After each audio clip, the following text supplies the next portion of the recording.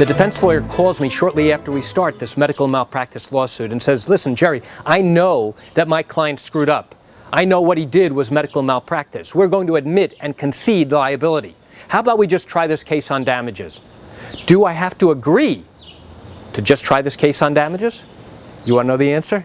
Do you think you know the answer? Come join me for a moment as I share with you the answer to this question.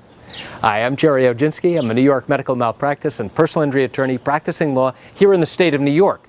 So now it's remarkable when the defense turns around and says, yes, we agree with you that our client was wrong. So let's actually avoid the entire litigation process, or at least half of it, and now simply go ahead and try this case on damages. Yes, we admit we were wrong. We admit we did something we shouldn't have done, and your client suffered injury as a result of that, and we acknowledge that your client is entitled to receive compensation.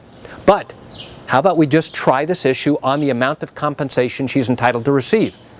Do you agree? Now, there's a risk for me to say yes, and there's also a risk for me to say no. Do I have to say yes? Yes, let's go ahead and do this just on damages? The answer is no, I don't. I have an opportunity to go ahead and say, thank you very much for your offer, but I'm going to decline your offer. And one of the key reasons I might do that is, if what the doctor did in this particular case, or maybe a careless driver or a careless company, I want the jury to hear and to see all of those things that they did improperly to cause my client harm. And they may be very egregious. What they did may be outrageous. And it may inflame the jury, and they may be so outraged that now they really want to compensate her. And the defense, as a trial tactic, as a strategy, they may decide, hey, let's short-circuit this whole process, let's cut this thing off, and not give Oginski the opportunity to go ahead and present anything that happened to cause his client's injuries. And we'll focus only on the value of the injuries. So, to answer the question, I don't have to agree with the defense's offer, even though we want to get across the fact that, yes, we know that they screwed up.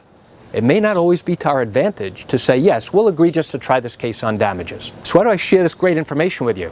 I share it with you just to give you an insight and an understanding into what goes on in these medical malpractice cases and these accident cases and these wrongful death cases here in the state of New York. You know, I realize you're watching this video because you likely have a problem that occurred here in New York.